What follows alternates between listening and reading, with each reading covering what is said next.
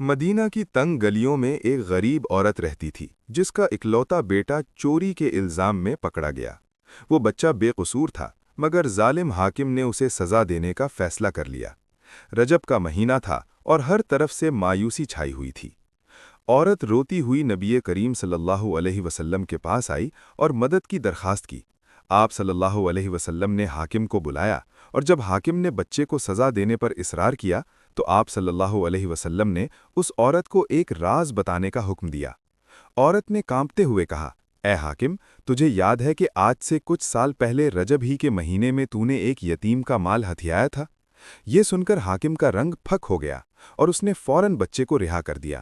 بعد میں پتہ چلا کہ اس حاکم نے اسی رات توبہ کی اور مظلوموں کا حق لوٹایا۔ یہ سب صرف اس لیے ہوا کہ اللہ کے نبی صلی اللہ علیہ وسلم کو غیب کا علم دیا گیا تھا اور رجب کی برکت سے ایک مظلوم کی مدد ہو گئی۔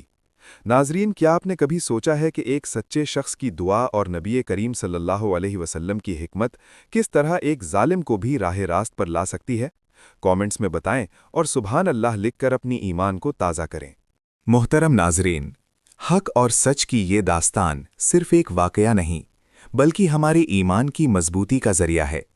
اگر آپ کا دل بھی اس واقعے سے منور ہوا ہے تو علم اور ہدایت کے اس سفر میں ہمارے ساتھی بنیں۔ آئیے ہمارے یوٹیوب چینل اقرا 495 پر، جہاں ہم آپ کے لیے لاتے ہیں دلوں کو چھو لینے والے واقعات اور ایمان افروز پیاری حدیث کا خوبصورت سلسلہ۔ آپ کا یہاں آنا ہمارے لیے خوشی اور آپ کے ایمان کے لیے روشنی کا باعث بنے گا۔ ابھی اقرا 495 وزٹ کریں اور ہدایت کی ان پیاری باتوں کو اپنی زندگی کا حصہ بنائیں۔